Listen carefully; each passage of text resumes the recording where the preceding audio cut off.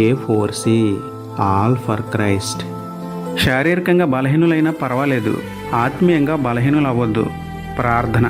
ప్రేమమయుడ కృపామయుడ పరలోకమందున్న మా తండ్రి, మహిమగల మీ నామమునకు స్తోత్రములు దేవా.